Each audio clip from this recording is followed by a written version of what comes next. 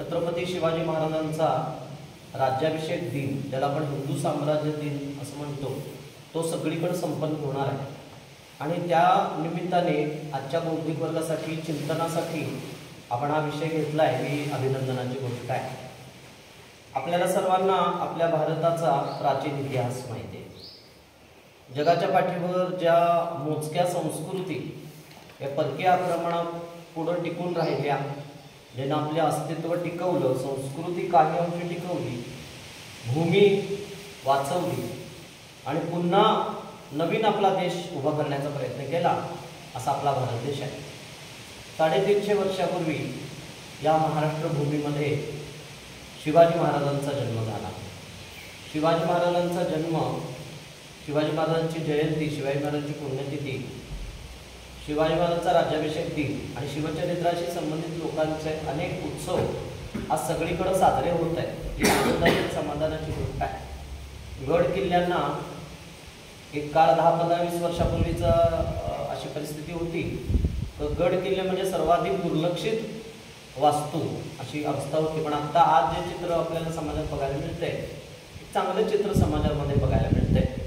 पुन्हा एकदा ते वैभव उभं करण्याचा प्रयत्न सगळे लोक करत आहेत. आणि अशा सगळ्या पार्श्वभूमीवर आपल्या मनामध्ये एक स्वाभाविक प्रश्न येऊ शकतो की आपला देश आता प्रचंड वेगाने आर्थिक महासत्ता होण्याच्या दिशेने निघालेला आहे. 5व्या स्थानी होता तो आता मागच्या आठवड्यात आपल्याला कळलं की आता 4थ्या स्थानावर आपण झेप घेतलेली आहे. याच वेगाने आपण जात राहिलो तर पहिलं स्थान काय तर दूर नाही आहे. आणि एकूण सगळ्या जगामधून हिंदू धर्म, हिंदू संस्कृती, हिंदू समाज याच्याबद्दलची जी आस्था वाढताना आपल्याला बघायला मिळते. तर कुठंतरी आपल्या सगळ्या पूर्वजांनी एक आशावाद व्यक्त केला होता. पारतंत्र्याच्या अवस्थेत असताना देखील हा आशावाद व्यक्त केला होता की पुन्हा असा सोनेरी दिवस येईल आणि पुन्हा एकदी ही आपली भारत माता ही परमवैभवाच्या शिखरावर आरूढ होईल. आणि ते खरं होताना बघायला मिळते आपल्याला. तुमची माझी पिढी ही भाग्यवान तशा अर्थाने म्हणायला पाहिजे. आणि म्हणून संघामध्ये 6 उत्सव आपण साजरे करतो. त्या 6 उत्सवांकडे नजर टाकली तर एखाद्या राजाचा राज्याभिषेक दिन हा साजरा होतो. भारतात तर अनेक राजे होऊन गेले, अनेक राजांनी लोककल्याणकारी कामं केली, अनेक राजांनी दिग्गज कीर्ती मिळवली. पण असं काय की शिवाजी महाराजांचा राज्याभिषेक दिन हा हिंदू साम्राज्य दिन उत्सव म्हणून साजरा व्हावा, ही गेली 99 वर्षांचे संघाचे हा जो प्रयत्न आहे, समाजाने आता ते स्वीकारले, मोठ्या प्रमाणात सगळीकडे विषय होत आहेत. तर आपल्याला असं लक्षात येईल की त्याच्यासाठी आपल्याला शिवचरित्राच्या काही पैलूंकडं थोडं चिकित्सक नजरेने बघावं लागेल. मी मगाशी जसं म्हटलो, शिवाजी महाराजांचा जन्म झाला, कशी परिस्थिती होती. समर्थ रामदासांनी भारत भ्रमण केलं आणि त्यांच्या सगळ्या साहित्यामध्ये त्याचं प्रतिबिंब उमटलंय. समर्थ असं म्हणतायत, बुडवे हे जन देखवे ना डोळा. समर्थ म्हणतात, बुडवे हे जन देखवे ना डोळा. काय परिस्थिती आहे माझ्या समाजाची, किती वाईट परिस्थिती आहे. मूर्ती भंजन होत आहे, मंदिरं पाडली जात आहेत आणि आमचे ज्यांच्या हातात तलवार आहे, मनगटात सामर्थ्य आहे, ते आमचे राजे मुस्लिमांना मुजरा घालत आहेत, त्या धन्यता मानतायत स्वतःला. आणि त्यांनी जे तुकडे फेकले त्याच्यावरती चाकरी करतायत. इतकंच नव्हे तर स्वतःला सत्ता मिळावी किंवा मिळालेली सत्ता टिकून राहावी म्हणून आपल्या मुली, आपल्या बहिणी या मुघलांना देऊन त्यांच्याशी हे कौटुंबिक संबंध प्रस्थापित करायला पण लोकांनी मागं पुढे बघितलं नाही. अशा काळामध्ये शिवप्रभूंचा जन्म झाला, शिवनेरीवर जन्म झाला. शिवाई मातेचा आशीर्वाद असल्यामुळे स्वाभाविकपणे आणि माता जिजाऊंच्या पोटी या नररत्नाचा जन्म झाला. आणि त्या परिस्थितीमध्ये बघा, मुलाचे विचार, आईचे विचार किती साधर्म्य आहेत, नाही का. असं म्हणतात की जिजाऊ आऊसाहेबांना ज्या वेळेला डोहाळे लागले, आता स्त्रीला डोहाळे लागतात, आपल्याही घरामध्ये माता भगिनी आहेत, आपण अनुभवतो. पण हे विलक्षण डोहाळे नाही. जिजामातेला काय वाटत होतं की मी घोड्यावर आरूढ व्हावं, माझ्या हातामध्ये शस्त्र असावी मी शत्रूच्या सैन्यावर हल्ला करावा, माझ्या कुणी माता भगिनी त्यांच्याकडे असेल त्यांना सोडवावं, या गड किल्ल्यांवर जावं, तिथं फडकणारा भगवा झेंडा बघावा, या माझ्या या आईला डोळे लागले. लक्षात. आणि मग या आईच्या पोटातून जन्मलेल्या या बाळाने जर 11-12 वर्षी आपल्या बाल सवंगड्यांना घेऊन जर रायरेश्वरावर मी हिंदवी स्वराज्य निर्माण करेल अशी प्रतिज्ञा जर घेतली तर त्यात फार आश्चर्य वाटण्यासारखं काही नाहीये. कारण त्याला तशा पद्धतीचे बाळ कडू गर्भात असतानाच मिळालेले आहेत. समजून घ्या. तर शहाजीराजे देखील परकीयांकडे जरी चाकरी करत असले तरी त्यांची घुसमट होतीये. त्याने लक्षात येते, जाणवते की अरे आपलं राज्य पाहिजे इथं, पण ते नाही करू शकत आहे.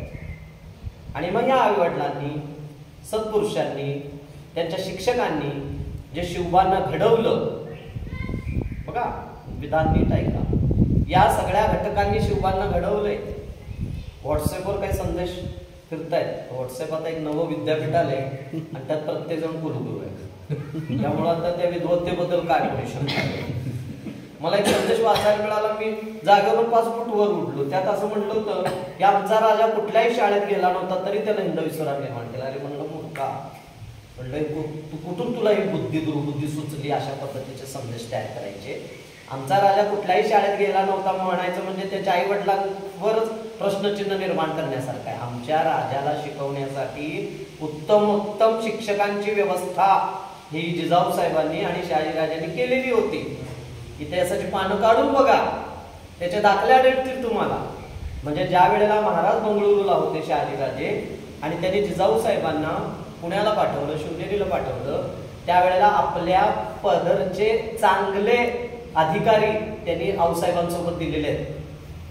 आम्ही वाचत नाही कधी इतिहासाचे पानं, आम्ही हे करत ते कष्ट घेतच नाही आम्ही की बाबा एखादं शिवचरित्र आणावं, बसावं, वाचावं, अभ्यास करावा. नाही, व्हॉट्सअपवर ज्ञान आलं की झालं, आम्ही लगेच सगळीकडे पाठवून मोकळे होतो. असं करू नका. आपल्या राजाचा अवमान होईल असं तरी कृपा करून काय करू नका. आणि मग ही प्रतिज्ञा घेतल्यानंतर, तोरणगड जिंकल्यानंतर, सुभानमंगळची लढाई यशस्वी झाल्यानंतर हळूहळू महाराजांची पावलं जशी पुढं पुढं पडू लागली तशी वेगळी संकट महाराजांवर यायला लागली. लक्षात घ्या.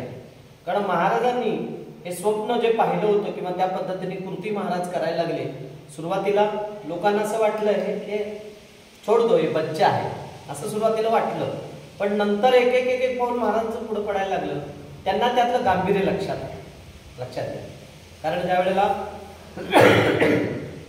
अनेक आक्रमक चालून आले महाराजांवर, पण 2 जणांचा आवर्जून उल्लेख करेन मी. एक अफजल खानाची स्वारी आणि दुसरं दिल्लीवरून मिर्झा राजा जयसिंग जो आला होता, या 2 जणांचा उल्लेख करेल. या दोनही जणांच्या आक्रमणाचे तपशील जरा वाचा शिवचरित्रामध्ये.